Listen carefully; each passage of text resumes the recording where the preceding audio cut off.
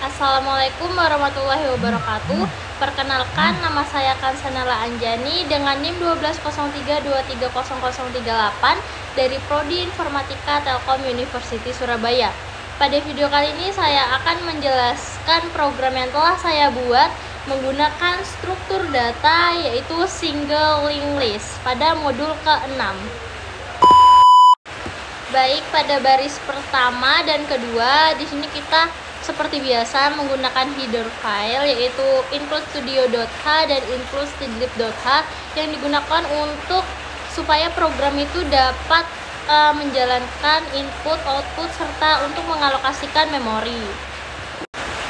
Next, di sini ada type def struct node yang mendeklarasikan struktur data baru bernama node, dan kemudian di dalam struktur node itu terdapat variabel nama bertipe char dengan panjang 50 karakter, dan kemudian yang kedua terdapat variabel nomor telepon dengan tipe data integer dan dengan panjang 20 karakter. Nah, di dalam struktur node itu terdapat variabel next yang bertipe struct node asterisk yang menunjukkan pointer yang menunjukkan bahwa variabel ini tuh nanti akan menyimpan pointer ke struktur node lain, dan next itu tuh nama yang diberikan untuk variabel ini. Next, kita akan mendeklarasikan variabel global head bertipe node asterisk. Nah, nanti tuh kita tuh di sini menunjukkan bahwa si variabel ini tuh akan menyimpan pointer ke struktur node, dan kemudian si null ini tuh artinya tuh akan menginisialisasi nilai head itu dengan nilai 0.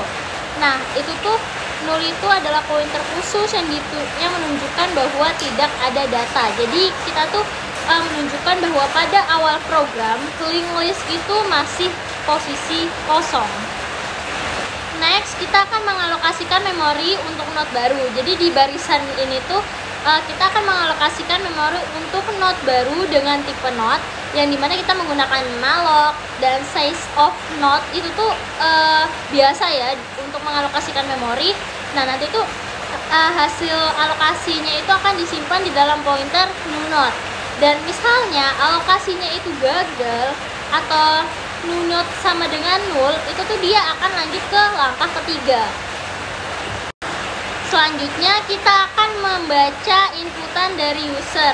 Nah, jadi tuh di next barisnya itu tuh kita akan mencetak, program akan mencetak pesan, yaitu masukkan nama ke layar, kemudian nanti akan meminta inputan dari user.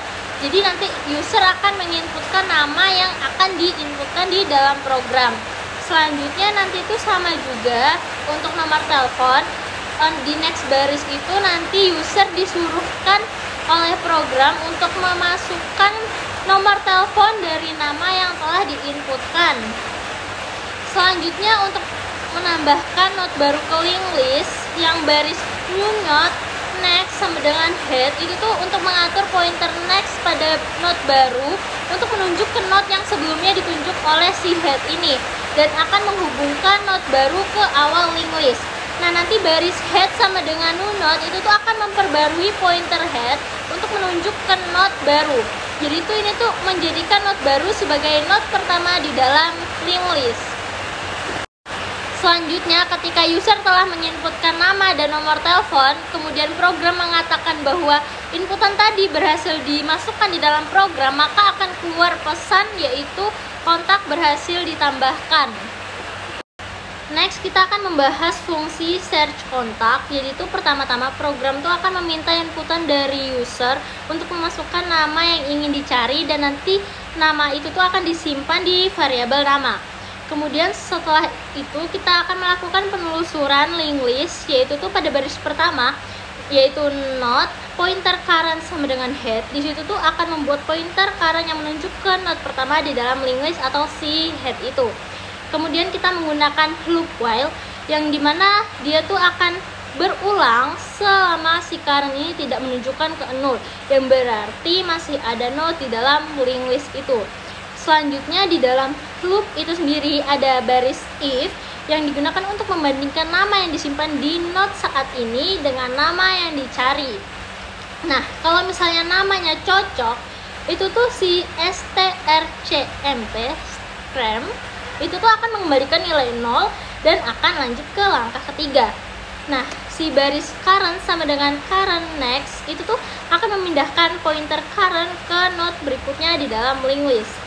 Nah, kalau sudah, dia tuh akan menemukan kontak dan akan menampilkan informasinya itu ke dalam layar atau mengeluarkan outputnya. Nah, itu tuh nanti dia akan mencetak output informasi kontak, yaitu nama dan nomor telepon ke layar. Next, fungsi print kontak digunakan untuk menelusuri linked list daftar kontak dan mencetak informasi kontak seperti nama dan nomor telepon dari setiap node ke dalam layar. Fungsi ini hanya mencetak informasi kalau misalnya daftar kontak itu tuh tidak kosong atau ada isinya.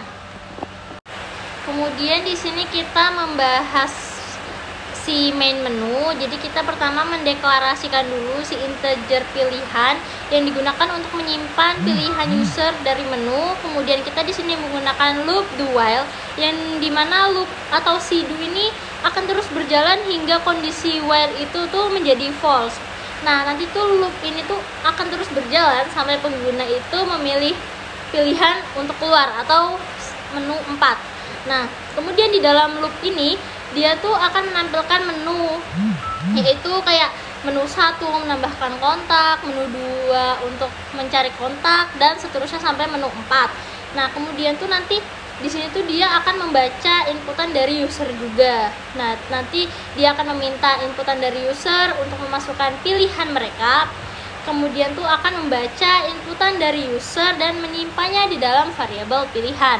Nah, di sini kita menggunakan percabangan atau switch, dan dimana ini digunakan untuk mengevaluasi nilai pilihan dan menjalankan fungsi yang sesuai inputan dari user. Jadi misalnya user menginputkan 1, maka nanti case 1 yang akan berjalan, dimana nanti dia akan memanggil fungsi add kontak untuk menambahkan kontak baru. Dan ketika user menginputkan 2, nilai 2, maka case 2 yang akan berjalan, yaitu memanggil fungsi search kontak untuk mencari kontak.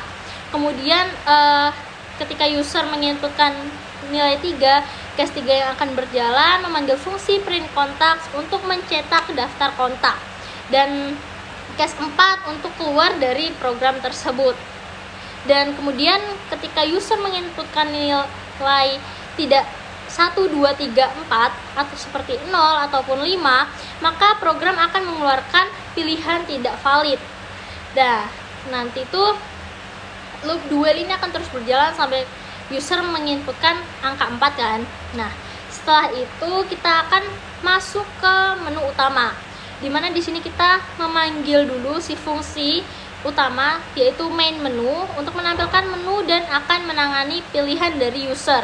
Dan kemudian nanti kalau sudah, si program ini akan mengembalikan nilai 0 atau mereturn nilai 0 dan mengatakan bahwa program itu selesai.